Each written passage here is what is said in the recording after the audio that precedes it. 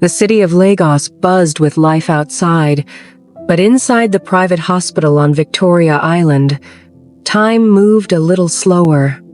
Dr. Amara Obi, tall and composed in her crisp white coat, the kind of woman who turned heads without trying. At 35, she carried herself with the quiet authority of someone who had fought hard for her peace.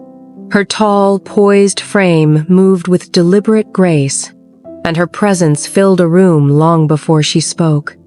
She wore her natural hair in a short, soft, afronately shaped and low maintenance, just like her life outside the hospital.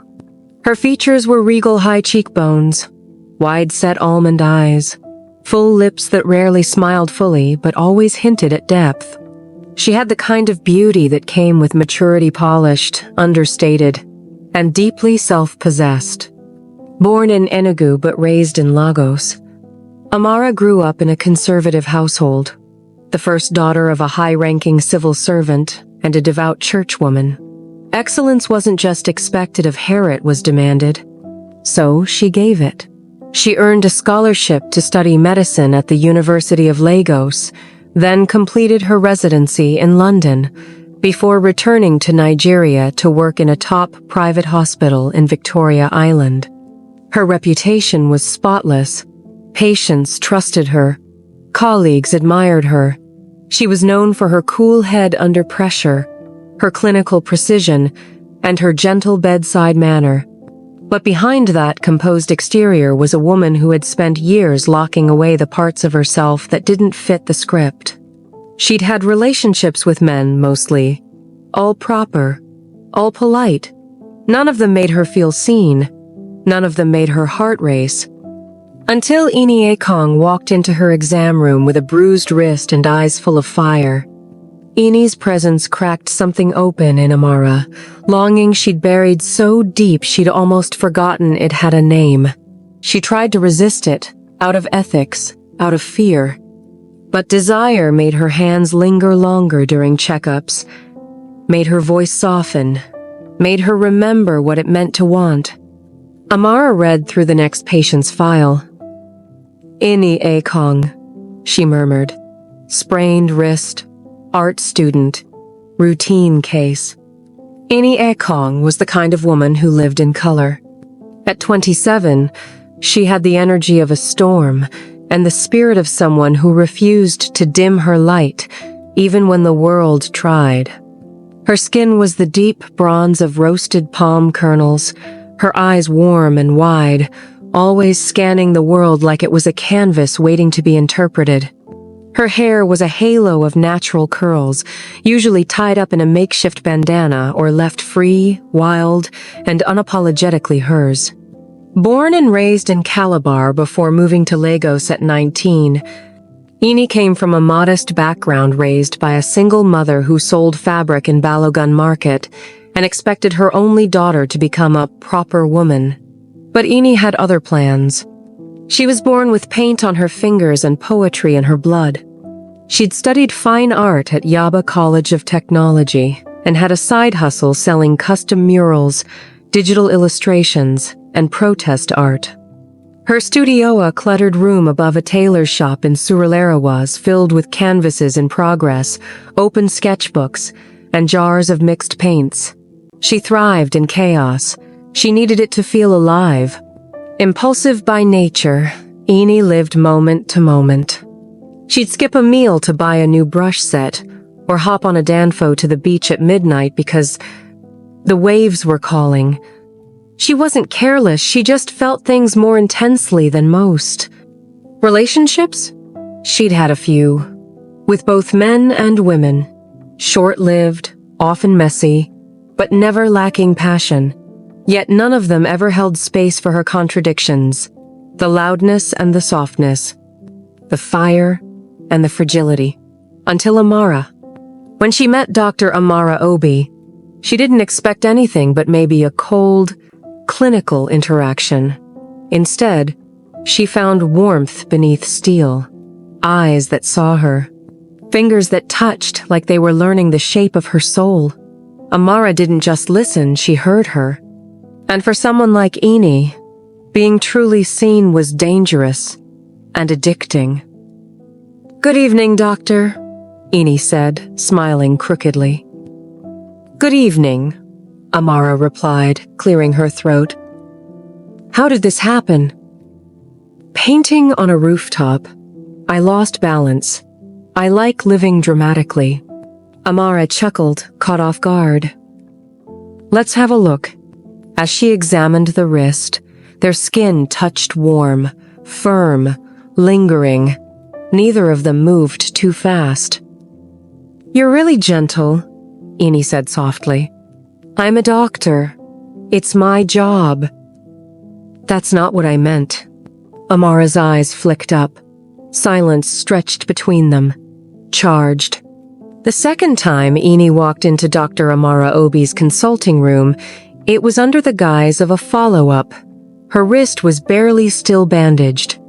She smiled with that same crooked confidence, as if she already knew the effect she had. "You again," Amara said, arching an eyebrow without looking up from the tablet she was typing on. Enie sank slowly into the chair across from her. "Don't pretend you're not happy to see me, Doctor." Amara looked up then, too quickly. That amused spark in Enie's eyes caught her off guard again. She exhaled, smoothing the front of her coat. "It's unexpected. You should be healing well by now." "I am," Enie said, offering her wrist. "But I thought, maybe I should come in and double-check. You know, just in case." Amara took the wrist gently, fingers cool and practiced. Her touch was firm but reverent, the pads of her thumbs brushing over the healing joint. She didn't meet Enie's eyes, but she felt the younger woman watching her. "You paint with this hand, right?" "Left, actually," Enie said. "But I use my right to hold the wine when I'm procrastinating." Amara smirked despite herself. "Well, the wrist is recovering beautifully, no complications." "So I'm free to go then?" "Yes." Enie didn't move. There was a pause. It stretched into something charged, something soft, the kind of silence that pulsed with things unsaid. Then Enie leaned forward, resting her elbows on her knees. "You're not what I expected." Amara blinked.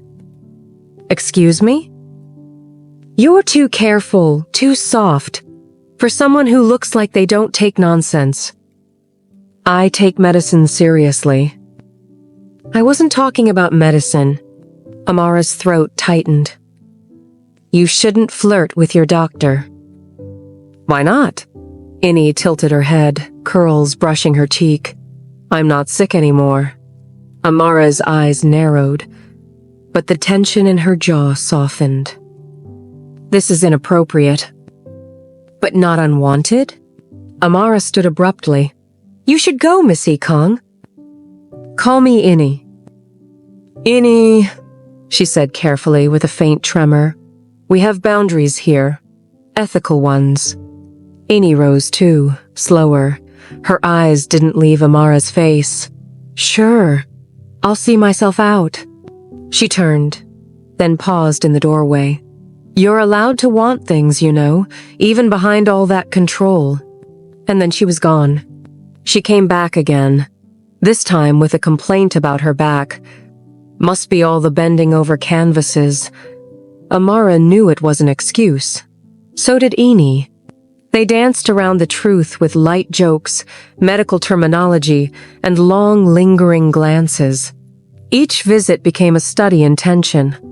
Amara became more careful, more clinical.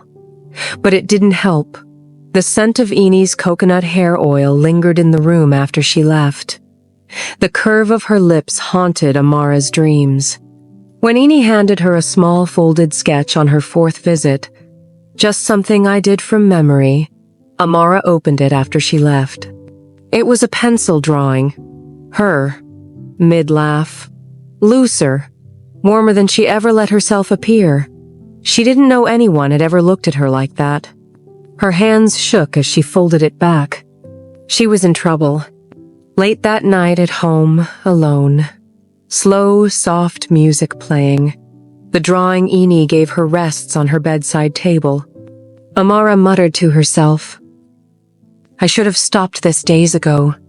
This, whatever it is, this pull between us, it's dangerous, reckless, entirely inappropriate. I've spent my whole career building walls of professionalism, making sure I'm never accused of crossing lines, especially as a woman, especially as a Nigerian woman in medicine. I know how fast they'll tear me down if I give them even one reason to doubt my integrity. And yet, every time she walks into my exam room, I feel like my entire world tilts slightly off its axis. It's not just the way she looks, though God knows she's stunning. It's the way she sees me, like she can look past the white coat, past the calm exterior I've mastered, and find the quiet restlessness I've worked so hard to bury. I tell myself she's too young. I'm 8 years older. That should mean something. I've lived through storms she hasn't even seen on the horizon. I've made sacrifices she doesn't yet understand. But then she speaks, so boldly, without shame, and I realize that maybe I'm the one still living in fear. I told her we had ethical boundaries, and I meant it. But each time her fingers brush mine, accidentally, purposefully, I wonder if I'm lying to myself more than to her. Every moment alone after she leaves, I replay everything. Her voice, her questions. The way her eyes rest on my mouth like a dare. The ache between wanting to push her away and pull her closer is unbearable. This isn't just physical. It would be easier if it was. She makes me feel like something I buried a long time ago is waking up. Not lust, not recklessness, desire, joy, freedom. Still, what would the board say if they found out? What would my mother say? My colleagues? What if Enie gets hurt? What if I do? I've seen patients develop attachments before. I know the dynamics. I know the risks. But this doesn't feel like a passing infatuation. It feels like a current I've stepped into. And no matter how tightly I hold to the shore, it keeps pulling me deeper. And the truth is, I don't know how much longer I can resist the tide. It had been a trying week. Back-to-back surgeries, a tense board meeting, and her mother's clipped WhatsApp voice note about a suitable bachelor she wanted her to meet. The only reason she accepted her friend Bademi's invitation to this exclusive rooftop jazz night was because it promised music, anonymity, and air. Amara hadn't planned to stay long. She sipped a glass of Chapman, standing near the edge of the rooftop, letting the breeze skim over her skin. Her black dress, simple, sleeveless, clung softly to her curves. The string lights overhead cast a golden haze on the crowd, and the saxophonist's notes drifted upward like incense. Then, like a pull from the universe, she felt it. She turned, and there was Enie, in burnt orange linen, her curls wild, eyes already locked on her like a magnet had drawn them together. She wasn't smiling. Not yet. Just watching. Amara's breath caught. She didn't know Enie would be here. And from the flicker in the younger woman's eyes, Enie hadn't expected it either. Still, she walked over. Slow, deliberate steps. Her hips moved with that unhurried ease, like she had nothing to prove and all the time in the world. Her confidence was disarming, but tonight, it was laced with something else. Softness, maybe even nervousness. "I didn't know you were a jazz woman," Enie said, stopping just close enough that Amara could smell the faint citrus on her skin. "I'm full of surprises," Amara replied, her voice lower than usual. They stood side by side for a moment, letting the music fill the silence. Amara's heart thudded in her chest, louder than the drums. "You look," Enie said, then stopped, eyes drifting slowly from Amara's lips to her collarbone. Different outside the hospital.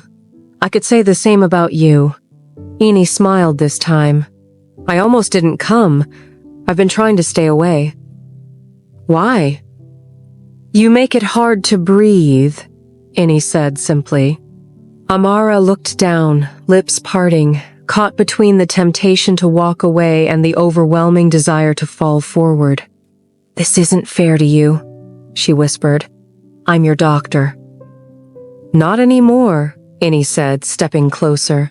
You discharged me 2 visits ago. Remember? Amara hesitated. Her hands were clenched at her sides. You're still too young. You still don't know what you want. I know what I want tonight.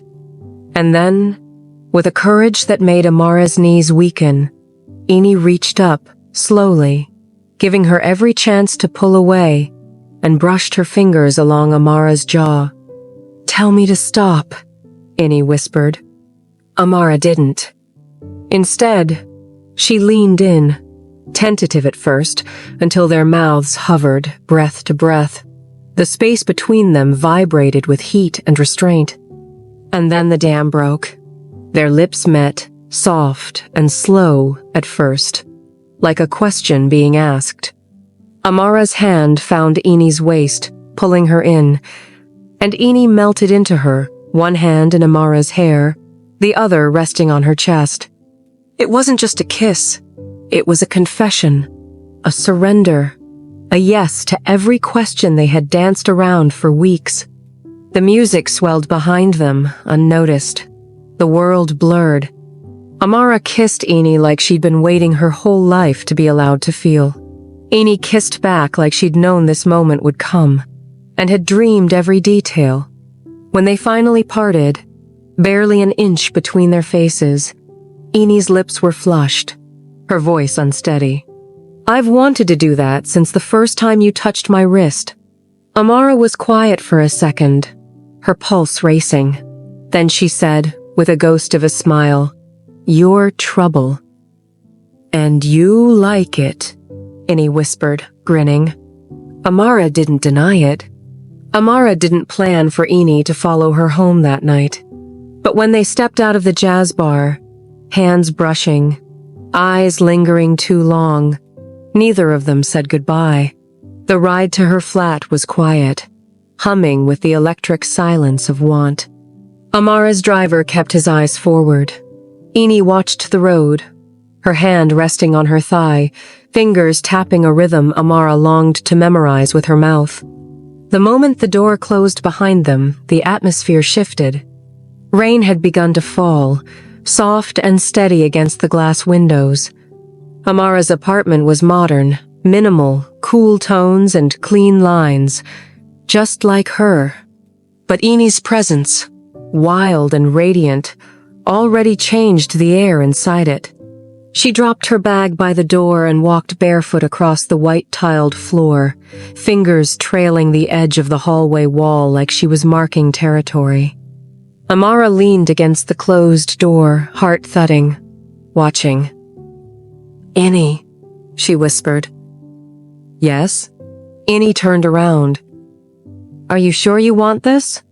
Instead of answering, Enie stepped forward and pressed her lips to Amara's.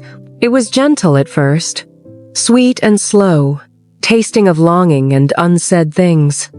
Amara responded with a quiet hunger, cupping Enie's face as they deepened the kiss, their bodies gradually folding into each other like pages of a poem. Amara's hands moved to unbutton Enie's shirt, slipping it off her shoulders. It hit the floor with a soft thud. Her fingers found Enie's waist, exploring the soft skin under the sheer tank top, tracing the line of her ribs.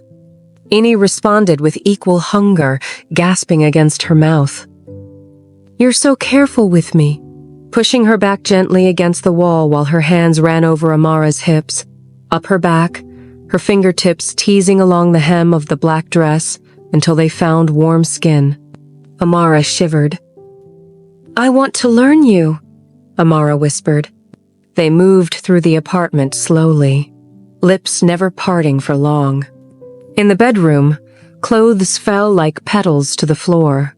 They stood bare in front of each other, vulnerable and breathless. Amara's eyes lingered on Enie's curves, the arch of her waist, the rise and fall of her chest, the fine glow of light on her skin from the side lamp. She guided Enie to the bed. They lay tangled in each other, legs entwined, kisses deepening with each breath. Amara kissed her way down Enie's neck, her chest, her stomach, pausing to worship every inch. Enie moaned softly, fingers tangling in Amara's thick hair. When Amara's mouth finally found her, Enie's back arched off the mattress. Her cries were soft at first, then louder, more desperate as Amara moved with a practiced rhythm, slow, circular, intentional. She didn't rush. She watched Enie's face, mapping her reactions, adjusting with every shift and twitch. Enie climaxed with a broken cry, her fingers clawing at Amara's back, and then pulled her up to kiss her hard, tongue, teeth, sweat. Then it was Enie's turn, rolling Amara beneath her, taking her time. She kissed along the collarbone, down the sternum, smiling against her lover's skin. "You're not the only one who can take their time," she murmured, before slipping a hand between Amara's thighs and making her shudder. Enie's body was supple, warm, strong, like a canvas coming to life. When their hips met at first, slow and deliberate, Amara gasped, hands grasping at sheets, at flesh, at this impossible moment. She was unraveling, and she didn't care. She guided Enie's rhythm with trembling fingers, her voice rasping Enie's name like a prayer between every breathless moan. And Enie made love like she painted, bold, emotional, without apology. Every movement said, "I see you. I want you. You are allowed to feel." Time blurred. They didn't speak much. Words were unnecessary. Their bodies had learned each other's language far better than language could manage. Afterward, they lay chest to chest, Enie tracing lazy circles on Amara's shoulder. "I didn't think I could ever feel this scene," Enie whispered. Amara kissed her forehead. "You make me want to be brave." In the next couple of weeks that followed, they spent most nights together at each other's apartment, enjoying every moment and making sweet memories. Then, the knock on the door came one early Saturday morning at Enie's studio apartment. Amara was still shirtless in the kitchen, pouring tea. Enie, wrapped in a sheet, padded to the door, yawning. "Who?" she started, but the door opened and her sister, Emem, stepped in. Emem froze. She took in Enie's state of undress, the rumpled bed behind her, the sound of a kettle boiling. Then her eyes locked on Amara, who stood frozen with a mug in her hand. "What the hell is this?" Emem's voice dropped, cold as harmattan wind. Enie's face tightened. "It's not what you think. Actually, no, it is." "You're sleeping with a woman? A doctor? Are you mad?" Amara set the mug down and reached for her robe. "I think we should all—" "Don't speak," Emem snapped. "You're taking advantage of her. She's younger, confused." "I'm not confused," Enie said sharply. "I know exactly what I want." Emem shook her head. "Enie, this isn't just shameful, it's dangerous. You think the world is soft just because you're in bed with someone older and educated? Amara respects me more than anyone I've ever dated. That's more than I can say for those useless men you kept dragging home." The slap came fast. Enie blinked in shock, cheek burning. Amara crossed the room in an instant. "Don't ever touch her again." The two women stared each other down, Amara tall and still in control, Emem trembling with rage. "You're not family anymore," Emem hissed, eyes wet. Don't come back." The door slammed. Enie stood shaking. Amara pulled her into a tight hug. "I'm so sorry," she whispered. "She was going to find out anyway," Enie murmured. "At least now she knows I won't live a lie." On Monday morning, the call came while Amara was at her desk. "Amara, what am I hearing? People are talking that you're with a girl?" Amara sighed. "She's not a girl. She's a woman. Her name is Enie." "You think this is acceptable?" Her mother's voice trembled. "After all the sacrifices we made?" "Your sacrifices made me a strong, independent woman, but they don't mean I owe you my silence." "You're a doctor! You had so many good men looking at you. This is not African, it's not Christian." "It's me." Her mother went quiet. "I know it's not what you wanted, but I'm not ashamed. Enie is brilliant, kind. She sees me, and I love her." Another pause. "Then I hope she keeps you company when the world rejects you." Click. Amara sat in silence, blinking back tears. Her hands shook. But in her heart, she felt lighter, because finally, she had spoken the whole truth. Amara didn't expect the knock. It had been 7 days since she'd told Enie they needed space. A word that had felt like safety in the moment but turned into a wound the second she'd closed the door. She'd tried to bury herself in work, in her routines, in clinical detachment. But her apartment had become a quiet kind of haunting. Every corner smelled like Enie. Every silence echoed with the things they hadn't said. So when the knock came, insistent, almost angry, her heart raced before her feet did. She opened the door. Enie stood there, drenched from the rain, curls stuck to her skin, eyes rimmed with exhaustion and something fiercer, defiance. She didn't say anything, just stepped inside. "I tried to stay away," Enie said, voice hoarse. "I tried to respect what you wanted. But I can't do this halfway anymore, Amara. I won't." Amara closed the door slowly, thunder rumbling in the distance. She turned, and their eyes locked. "I thought I was protecting you," Amara said, her voice barely a whisper. "From my world. From the backlash. From me." "I never asked you to protect me," Enie replied, stepping closer. "I asked you to love me." The silence between them broke like a dam.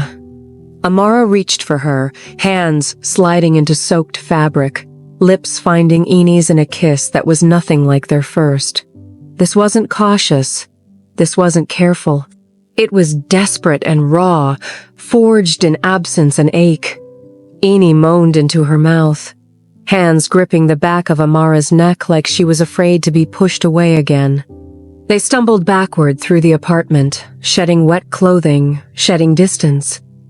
Amara's back hit the hallway wall and Enie pinned her there, breath hot against her neck. "You're mine," Enie whispered fiercely. "No more hiding." Amara groaned, clutching at Enie's waist. "Yes, I'm yours. God, Enie, I never stopped." Enie kissed her again, harder this time, almost punishing, and Amara welcomed it, kissed her back like she needed to prove it, needed to feel everything she'd tried to bury. They made it to the bedroom half naked, soaked skin against skin, mouths roaming freely, hands rediscovering all the old places like they were brand new. Amara pressed Enie down into the bed, eyes heavy with heat. "I want to see all of you," she whispered. "Not just your fire, but your fear, your tenderness, everything." Enie arched beneath her, bearing herself fully.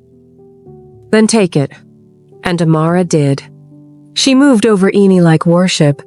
Every kiss an apology, every touch a vow. Her fingers traced Enie's ribs, her hips, the soft places she now knew by heart. Enie's body responded like a storm, writhing, trembling, wet in more ways than one. Enie pulled her close, lips at her ear. "Touch me like you remember me, like I haunt you." "I never forgot," Amara breathed, fingers sliding between Enie's thighs. Slow, knowing. "You've been under my skin every damn night." Enie cried out, back arching, hips grinding into her touch. "Don't stop. Please." Amara didn't. She moved in deep rhythms, coaxing moans and gasps from Enie's lips, her name repeated like a mantra. Enie came apart with a broken cry, clutching Amara like she would fall through the bed if she let go. But it didn't stop there. When Enie recovered, she flipped them over, took control. "You gave me everything," she whispered, voice thick with tears and desire. "Now let me give it back." Amara surrendered under her, eyes wide, lips parted, chest rising in shallow breaths as Enie kissed her way down, slow and reverent. She took her time, learning her again, licking, tasting, teasing until Amara was gasping and shuddering, nails clawing at the sheets, crying out Enie's name as she climaxed hard, beautiful, unguarded, utterly undone. Afterward, they lay tangled, breathless, soaked in sweat and rain and forgiveness. "I'm not going anywhere," Enie whispered, curled against her. Amara kissed her temple. "Then let's stop running." And in the quiet that followed, they both knew. This time, it wasn't just a night. It was a beginning. Days turned into weeks, and weeks into months. 7 months later, on a quiet Sunday morning in Amara's flat sunlight filtering through linen curtains, Enie stands barefoot in one of Amara's oversized button-downs, her curls a wild halo. There was a stillness in the room that didn't feel like waiting anymore. Amara watched Enie from the doorway, half asleep, barefoot, sipping tea from Amara's favorite mug. A vinyl record spun low in the background, the kind of jazz they'd once kissed to under string lights and Lagos humidity. It was only morning, but it felt like the beginning of something permanent. Enie looked over her shoulder, catching Amara watching her, and smiled with that slow, soul-deep smile that always unraveled Amara's carefulness. "You're staring, Dr. Obi." Amara walked over, pressed a soft kiss to her cheek. "I'm memorizing." Enie leaned into her. "You always say that." "Because you're always worth remembering." They stood there a moment, still wrapped in the warmth of sleep, bare legs brushing, bodies folded into each other like a language only they spoke. "I've been thinking," Enie said finally, carefully, "about the lease on my studio ending soon." Amara's heart did a small, nervous skip, but she said nothing. Enie continued. "This place has better light, and the quiet, and you." Amara smiled, slow and wide. "You're saying you want to move in?" "I'm saying," Enie said, eyes steady now, "I want to build something that's ours. I'm tired of hiding, of being quiet. I want our photos on the wall, our shoes by the door, our fights over what to order on Sunday night." Amara exhaled. It wasn't just about living together. It was about living openly in a world that still whispered behind cupped palms, still judged two women for choosing each other. "You know it won't be easy," Amara said softly. "I know," Enie said, "but if it's with you, I'll carry the weight, even if we walk into rooms that don't welcome us." Amara reached for her hand. "Then let's stop knocking. Let's start building." Now in the new shared flat, walls painted together, a bookshelf stuffed with medical journals and poetry collections, a frame on the wall, a photo of them laughing, Faces turned toward each other, light caught in the spaces between. People still talked. At the hospital, some of Amara's colleagues withdrew into polite distance. A few friends stopped calling. At Enie's gallery, one of the more traditional patrons pulled funding with a bitter email and too many Bible quotes. But new things happened, too. A younger nurse slipped Amara a note that simply read, "Thank you for making me feel less alone." A queer teenager DM'd Enie after her latest exhibit and said, "You make it feel possible to be seen." Some nights, the city still felt cold. But inside their flat, filled with music, burnt jollof, mismatched socks, they were free. Not perfect, not safe from every word, every stare, but free. And in that freedom, Amara would watch Enie dance barefoot in their kitchen and think, This is what they were afraid of. Not sin, not shame, but love, too powerful to bend. Love powerful and compelling Sapphic stories? Don't forget to like, comment, follow, share, subscribe, and turn on your notification bell for more heartfelt, romantic, and empowering tales. Your next favorite love story is just a click away.